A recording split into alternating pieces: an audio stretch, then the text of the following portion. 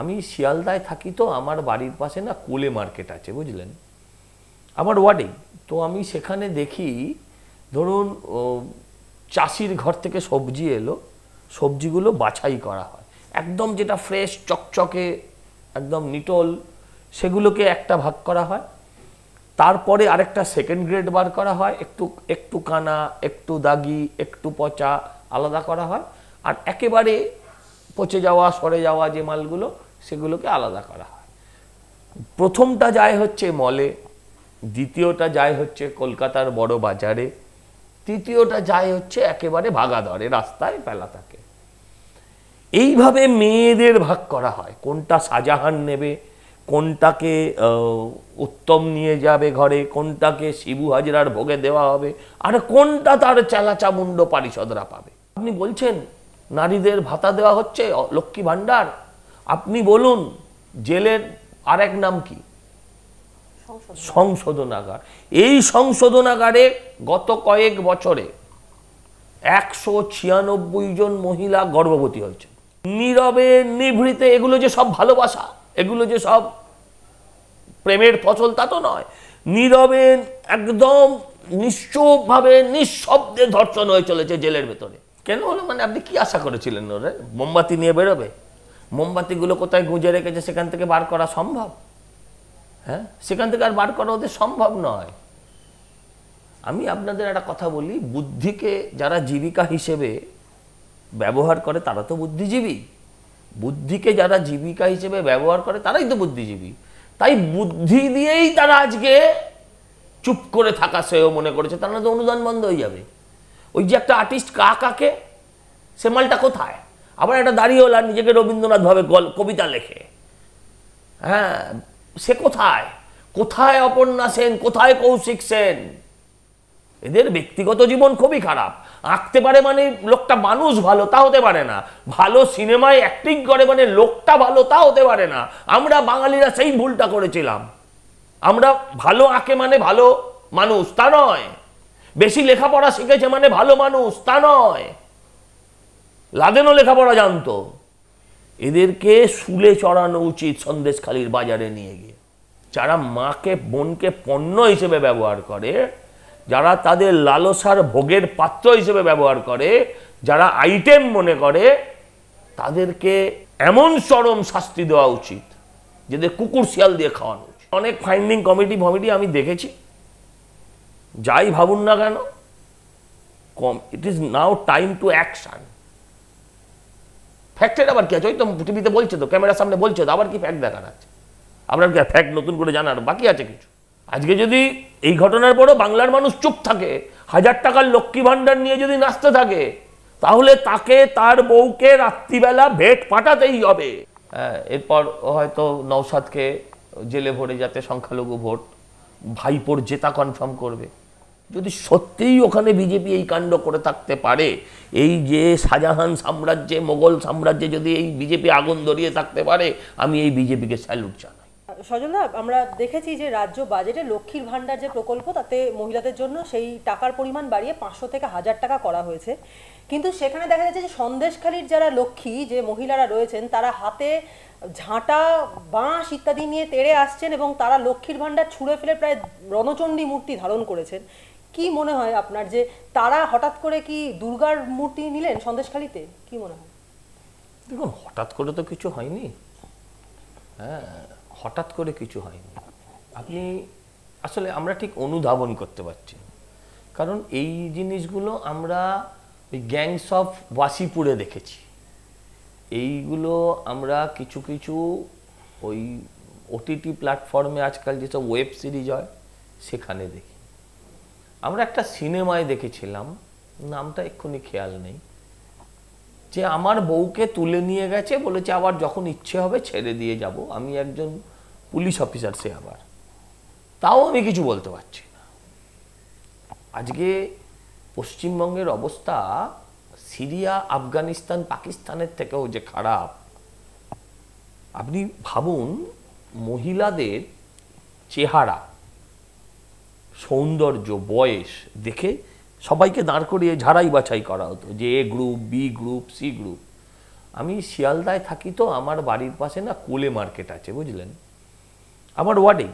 তো আমি সেখানে দেখি, ধরুন চাষির ঘর থেকে সবজি এলো, সবজিগুলো বাছাই করা হয়, একদম যেটা ফ্রেশ চকচকে একদম নিটল, সেগুলোকে একটা ভাগ করা হয়। তারপরে আরেকটা সেকেন্ড গ্রেড বার করা হয়, একটু কানা, একটু দাগি, একটু পচা আলাদা করা হয়। আর একেবারে পচে যাওয়া, সরে যাওয়া যে মালগুলো, সেগুলোকে আলাদা করা হয়।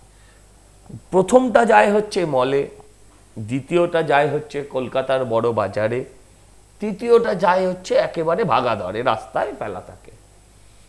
এইভাবে মেয়েদের ভাগ করা হয়, কোনটা শাহজাহান নেবে, কোনটাকে উত্তম নিয়ে যাবে ঘরে, কোনটাকে শিবু হাজরার ভোগে দেওয়া হবে, আর কোনটা তার চেলা চামুন্ড পারিষদরা পাবে। এটা অত্যন্ত লজ্জার, বিশ্বাস করুন। আমি যখন থেকে এটা শুনেছি, আমি শিওরিত নয়, ভেতরে রাগ এত বাড়ছে যে লোকে বলে না যে খুন করলে রাগ যায় না, বিশ্বাস করুন এই লোকগুলোকে যদি আমি সুযোগ থাকতো আমি খুন করতে পারতাম, তাহলেও বোধহয় আমার রাগ যেত। এটা যে কোনো মানুষের, যার শরীরে রক্ত এখনো প্রবাহমান, তাদের প্রত্যেকটা মানুষের এটা হওয়া উচিত। আমাদের পুরুষ মানুষকে মারলো, বেটা ছেলেকে মারলো, আচ্ছা ঠিক আছে, গরিব লোককে খেতে দিল না, সব মানলাম। মুখ্যমন্ত্রী ভাতা দিচ্ছেন, 500কে 1000 করে দিচ্ছেন, কেন? যে উত্তমদের, শিবুদের, শাহজাহানদের মনোরঞ্জনের পরিমাণ আরো বাড়াতে হবে। আগে শুধু রাতে নিয়ে যেত, এবার কি দিনেও নিয়ে যাবে? আপনি ভাবুন মহিলারা কি বলছে। বলছে আগে এসে দেখে যেত, তারপর বলে তুলে নিয়ে চলে যেত। স্বামীর কিচ্ছু করার নেই, স্বামীর কোনো অধিকার নেই। ভাবতে পারছেন যে আপনার বাড়ির মেয়েদের, আপনাদের যদি এইভাবে কেউ টেনে নিয়ে যেত, যে 2 দিন বাদে আবার পৌঁছে দেবো, তুই চিন্তা করিস না। আপনি আমায় বলুন, আপনি বলছেন নারীদের ভাতা দেওয়া হচ্ছে, লক্ষ্মী ভাণ্ডার, আপনি বলুন জেলের আরেক নাম কি? সংশোধনাগার। এই সংশোধনাগারে গত কয়েক বছরে 196 জন মহিলা গর্ভবতী হয়েছে, যাদের বাচ্চা ভূমিষ্ঠ হয়েছে। আপনি ভাবতে পাচ্ছেন তাহলে কত গর্ভপাত ঘটেছে? নীরবে নিভৃতে, এগুলো যে সব ভালোবাসা, এগুলো যে সব প্রেমের ফসল, তা তো নয়। নীরবে একদম নিশ্চুপভাবে নিঃশব্দে ধর্ষণ হয়ে চলেছে জেলের ভেতরে। মায়েরা তো জেলে সুরক্ষিত নয়, অপরাধী হলেও তার তো বাঁচার অধিকার আছে, তার তো মাথা তুলে থাকার অধিকার আছে। আজকে তারা জেলে সুরক্ষিত নয় কেন? ইমাজিন, আমরা হিটলার দেখেছি, মানে হিটলারের সিনেমা দেখেছি, সেখানে এসব দেখিনি বোধহয়, যা পশ্চিমবঙ্গে দেখতে হচ্ছে। আর মুখ্যমন্ত্রী তিনি নীরবে, কখনো গান গাইছেন, কখনো ছবি আঁকছেন। নীরোর সঙ্গে ওনার কোনো তফাৎ নেই, নীরোর সঙ্গে ওনার কোনো তফাৎ নেই। আমি বলছি ভারতবর্ষের ইতিহাসে অনেক নাম মুছে যাবে, কিন্তু মমতা ব্যানার্জির নাম চিরকাল মনে রাখবে বাংলার মানুষ। হয়তো অত্যন্ত ঘৃণার সঙ্গে, হয়তো না, ঘৃণার সঙ্গে মনে রাখবে। নীরোর সঙ্গে যার তুলনা হতে পারে, কিচ্ছু বলার নেই, কিচ্ছু বলার নেই। সজলদা, আপনি এক্ষুনি একটা সিনেমার কথা বললেন, আমার মনে পড়লো, সেটা রাউডি রাঠোর সিনেমা। সেখানে আমরা দেখেছিলাম যে মহিলাদেরকে, মানে পুলিশ অফিসারের ওয়াইফ তাকে তুলে নিয়ে যাচ্ছে, এবং যতদিন না তাদের শেষ হবে ইচ্ছা, ততদিন পর্যন্ত তাকে রাখা হবে। সেম এই একই কথা কিন্তু সন্দেশখালিতেও আমরা শুনতে পাচ্ছি। যেটা প্রশ্ন, সেটা হচ্ছে যে বুদ্ধিজীবীরা যারা কথায় কথায় মোমবাতি নিয়ে মিছিল করেন, বিভিন্ন বিষয় নিয়ে ফেসবুকে পোস্ট করেন, তারা একেবারে চুপ। এই সন্দেশখালির এত ভয়ঙ্কর যে একটা মধ্যযুগীয় বর্বরতার ছবি আমরা দেখতে পাচ্ছি, তারপরেও কিন্তু সেই বুদ্ধিজীবীরা একদম চুপ। এটা কেন হলো? কেন হলো মানে আপনি কি আশা করেছিলেন? ওরে মোমবাতি নিয়ে বেরোবে? মোমবাতিগুলো কোথায় গুঁজে রেখেছে, সেখান থেকে বার করা সম্ভব? হ্যাঁ, সেখান থেকে আর বার করা ওদের সম্ভব নয়। আমি আপনাদের একটা কথা বলি, বুদ্ধিকে যারা জীবিকা হিসেবে ব্যবহার করে তারা তো বুদ্ধিজীবী। বুদ্ধিকে যারা জীবিকা হিসেবে ব্যবহার করে তারাই তো বুদ্ধিজীবী। তাই বুদ্ধি দিয়েই তারা আজকে চুপ করে থাকা সেও মনে করেছে, তার না তো অনুদান বন্ধ হয়ে যাবে। ওই যে একটা আর্টিস্ট কাকে, সে মালটা কোথায়? আবার একটা দাঁড়িয়েওলা নিজেকে রবীন্দ্রনাথ ভাবে কবিতা লেখে, হ্যাঁ, সে কোথায়? কোথায় অপর্ণা সেন, কোথায় কৌশিক সেন? বাংলার মানুষ এদেরকে গণশত্রু মনে করবে আগামী দিন। আগামী দিন এদের গণশত্রু বলে মনে করবে, কিছু মনে করবেন না। এসব লোক এদের ব্যক্তি জীবন খুবই খারাপ, বেশিরভাগের এদের ব্যক্তিগত জীবন খুবই খারাপ। আঁকতে পারে মানে লোকটা মানুষ ভালো, তা হতে পারে না। ভালো সিনেমায় অ্যাক্টিং করে মানে লোকটা ভালো, তা হতে পারে না। আমরা বাঙালিরা সেই ভুলটা করেছিলাম। আমরা ভালো আঁকে মানে ভালো মানুষ, তা নয়। বেশি লেখাপড়া শিখেছে মানে ভালো মানুষ, তা নয়। লাদেনও লেখাপড়া জানতো। এদের মানে বলতে খারাপ লাগছে, বলতে চাই না, কিন্তু এদের বিচার পাবলিকলি হওয়া উচিত, এদের বিচার গণ আদালতে হওয়া উচিত। সজলদা, এই যে অগ্নিগর্ভ পরিস্থিতি সন্দেশকারীতে তৈরি হয়েছে, সেটাকে শান্ত করতে 144 ধারা জারি করা হয়েছে এবং ইন্টারনেট পরিষেবাও বন্ধ করে দেওয়া হয়েছে। এতে কি পরিস্থিতি শান্ত হবে বলে? কেন ইন্টারনেট পরিষেবা বন্ধ হলো? এখানে তো কোনো সাম্প্রদায়িক দাঙ্গা হয়নি, যাতে মায়েদের মুখের আওয়াজ আর বাইরে না আসে। ইন্টারনেট পরিষেবা তো এই কারণে বন্ধ করা হয়েছে, মানুষের আওয়াজ যাতে বাইরে না আসে, মায়েরা যে কথা বলছে তাতে যাতে অন্য লোক জানতে না পারে। আমরা দেখেছি সাম্প্রদায়িক দাঙ্গা হলে ইন্টারনেট পরিষেবা বন্ধ হয়, হওয়া উচিত, কারণ তা নাহলে ওটা স্প্রেড করবে। কিন্তু আমি চাই এটা স্প্রেড করুক, বাংলার মায়েরা চায় এটা স্প্রেড করুক, বাংলার মায়েরা এটা জানতে চায়, তাদের শোনা উচিত, তাদের জানা উচিত। এই উত্তম শিবুরা পাড়ায় পাড়ায় আছে। উত্তম শিবু শুধু হাঁসখালিতে সন্দেশখালিতে নেই, এই ঔরঙ্গজেবেরা, এই আকবর, বাবর, ঔরঙ্গজেব, শাহজাহান সারা বাংলাকে শাসন করছে।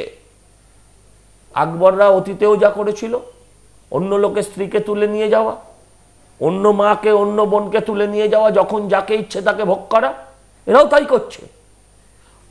ওই আকবর শাহজাহানদের যুগেও কিছু আমাদের ভারতীয় দালাল ছিল, এখানেও কিছু দালাল আছে, এখানেও কিছু দালাল আছে। এদেরকে প্রকাশ্যে শুলে দেওয়া উচিত। এদের হাঁসখালির বা এই সন্দেশখালি সবই এক, হাঁসখালি সন্দেশখালি সব মিলেমিশে একাকার। এদেরকে শুলে চড়ানো উচিত সন্দেশখালির বাজারে নিয়ে গিয়ে। একটা শাহজাহানকে ধরতে পারে না বেটা, উত্তম নয় শিবু হাজরার 111টা লোকের নাম বার করেছে। আপনি বলুন তো, 111 জন মব যদি আপনাকে ঘিরে ধরে, আপনি 111 জনের নাম বলতে পারবেন?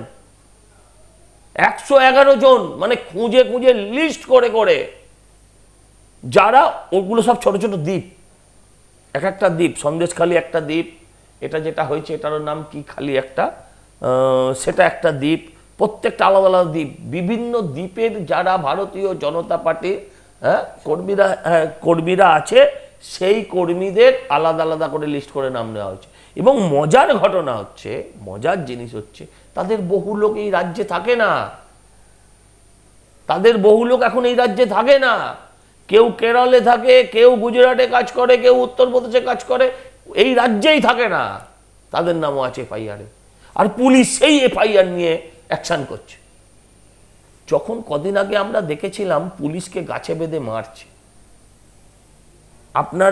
আমরা যাই টিভিতে ক্যামেরার সামনে যাই বলি না কেন, এখন আপনাদের এই সোশ্যাল মিডিয়ায় তার তলায় যে লেখাগুলো হয় জনগণের কমেন্ট, সেই কমেন্টে দেখুন তো সমব্যথী কতজন আছে। যাহা পুলিশকে মারা উচিত না, আইন হাতে তুলে নেওয়া উচিত না, সবাই বলছে মেরেছে, বেশ করেছে। পুলিশ আজকে গণশত্রুতে পরিণত হয়েছে। কালকে দেখছিলাম একজন পুলিশের এসপি ডিএসপি লেভেলের কর্তা, সে বলছে বাগান বাড়ি জ্বালানো হয়েছে। আরে এদের সাম্রাজ্যকে জ্বালিয়ে পুড়িয়ে খাক করে দেওয়া উচিত। যারা মাকে বোনকে পণ্য হিসেবে ব্যবহার করে, যারা তাদের লালসার ভোগের পাত্র হিসেবে ব্যবহার করে, যারা আইটেম মনে করে, তাদেরকে এমন চরম শাস্তি দেওয়া উচিত যাদের কুকুর শিয়াল দিয়ে খাওয়ানো উচিত। দাদা, সন্দেশখালিতে দিল্লি থেকে 5 সদস্যের ফ্যাক্ট ফাইন্ডিং কমিটি আসছে এবং গত 3 বছরে দেখুন অনেক ফাইন্ডিং কমিটি আমি দেখেছি। যাই ভাবুন না কেন, it is now time to action. ফ্যাক্টের আবার কি আছে? ওই তো টিভিতে বলছে, তো ক্যামেরার সামনে বলছে, তো আবার কি ফ্যাক্ট দেখার আছে? আপনার কি ফ্যাক্ট নতুন করে জানার বাকি আছে কিছু? তাহলে বলছেন যে এই ফ্যাক্ট ফাইন্ডিং কমিটি রিপোর্টের কোনো মূল্য নেই? কি মূল্য পেয়েছি আমরা এতদিন অব্দি? সত্যি কথা বলুন না, আজকে তো আমি অ্যাফ্রেড না এটা দেখার পর, যে কাল তো আমার বউকে টানবে, কাল তো আমার বাড়ির মহিলাদের টানবে। আজকে যদি এই ঘটনার পরও বাংলার মানুষ চুপ থাকে, 1000 টাকার লক্ষ্মী ভান্ডার নিয়ে যদি নাচতে থাকে, তাহলে তাকে তার বউকে রাত্রিবেলা ভেট পাঠাতেই হবে। ভেট হিসেবে বউকে পাঠাতে হবে, বউকে পাঠাবে না মাকে পাঠাবে, বোনকে পাঠাবে, সেটাও তো ডিসাইড করতে হবে, বাট এটা পাঠাতেই হবে। সজলদা, পুলিশের হেফাজতে ভাঙড়ের তাজা নেতা আরাবুল ইসলাম, ও একটা অন্য নাটক, এ নিয়ে আমি এখনই বলতে পারবো না কিছু, কারণ ব্যাপারটা ঠিক ক্লিয়ার না। এর উদ্দেশ্যটা ভাঙড় যাই হোক না কেন, ওকে গ্রেপ্তার করে শাস্তি দেওয়াটা কখনোই সরকারের উদ্দেশ্য হতে পারে না। তাহলে শওকত মোল্লাকে দিক, তাহলে শওকত মোল্লাকে গ্রেপ্তার করুক। শওকত মোল্লার নামে তো খুনের অভিযোগ হয়েছে, আরাবুলকে কেন শুধু করা হলো হঠাৎ করে? এর পেছনে অন্য কোনো পলিটিক্স আছে, ইনার পলিটিক্স থাকতে পারে। হ্যাঁ, ওকে প্রোটেক্ট করা হতে পারে, কারণ দেখেছে যেভাবে মানুষ শাহজাহানের সাম্রাজ্যে যেভাবে আগুন ধরাচ্ছে এক এক করে, হ্যাঁ, তারপর এর পরের টার্গেট স্বাভাবিকভাবেই আরাবুল ইসলামরা একই জাতের লোক, এরা একই, কোনোটা এখনো বেরিয়েছে, কোনোটা বেরোয়নি। হ্যাঁ, বললে খারাপ লাগবে, বললে হয়তো খারাপ লাগবে, কিন্তু কথাটা তো মিথ্যে নয়। শাহজাহানরা খুঁজে খুঁজে কিন্তু সেই মহিলাদের টেনেছে যারা মাথায় সিঁদুর, হাতে শাঁখা পলা রুলি পরে। আর কাউকে টানেনি, কিন্তু আর কাউকে টানেনি। হ্যাঁ, এখন কি কারণে আরাবুলকে ধরেছে আমি বলতে পারবো না, তবে যাই হোক, এটা একটা নাটক, কোনো একটা নাটক চলছে, এর পেছনে অন্য কোনো গল্প আছে। আরাবুলের ক্ষেত্রে যেটা মানে তৃণমূলের পক্ষ থেকে বলা হয়েছে, তৃণমূলের মুখপাত্র কুণাল ঘোষ তিনি বলেছেন যে আরাবুল ইসলামকে ধরা নাকি রাজধর্ম পালন, তাহলে সেই রাজধর্ম শাহজাহানের ক্ষেত্রে কেন পালন করা হচ্ছে না? তো রাজধর্ম তো কুণাল ঘোষকে ধরাটা উচিত, কুণাল ঘোষকে ধরেও তো রাজধর্ম পালনই করেছিল। রাজধর্ম পালন 8 মাস বাদে মনে পড়লো? রাজধর্ম পালন তোর 8 মাস বাদে মনে পড়লো? 8 মাস ধরে কি রাজধর্ম করছিলি? রাজধর্ম করতে যদি 8 মাস লাগে তাহলে তার কিছু বলার নেই। সজলা, তাহলে কি ভাঙড়ে তৃণমূল কংগ্রেসের আরাবুল কাইজার জমানার সমাপ্তি ঘটলো? না, এখন কি করে বলবেন, কদিন থাকে কদিন নাকে। আরাবুলকে এর আগেও অনেকবার ধরেছে। 6 বছরে, শুনুন, আরাবুল অত্যন্ত গুরুত্বপূর্ণ নেতা, 6 বছরের জন্য সাসপেন্ড করে তাকে 16 মাসের মধ্যে যা সাসপেনশন ফেরত নিয়ে নিয়েছিল, 6 বছরের জন্য সাসপেন্ড করেছিল, তারপর নাকি 16 মাসের মধ্যে সাসপেন্ড ফেরত নিয়ে নিয়েছিল। হ্যাঁ, এইসব জানি না, দেখা যাক। সজলদা, সংখ্যালঘু ভোট টানতে কি তাহলে নওশাদকে এবারে জেলে পোড়াটা তৃণমূলের নতুন লক্ষ্য হয়ে উঠলো? কি মনে হয় আপনার? আমি বলতে পারবো না, হতে পারে। আপনি যখন বলছেন হতে পারে, কথায় যুক্তি আছে। দেখাবে যে আরাবুল এখন এমনি মানে আর ইউজফুল নয়, নিজের বুথে জিততে পারিনি, এত কিছু দাঙ্গাবাজি করার সুযোগ অধিকার দেওয়ার পরও কিছু করতে পারিনি, তো স্বাভাবিকভাবে ওরা তো ইউজ অ্যান্ড থ্রো করে, এখন ওকে থ্রো করে দেবে।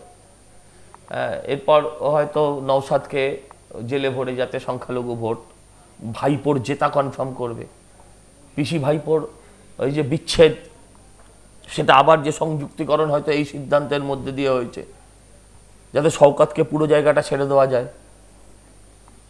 এগুলো শওকতকে ছেড়ে দিয়ে নওশাদকে যাতে জেলে ঢুকিয়ে দেওয়া যায়।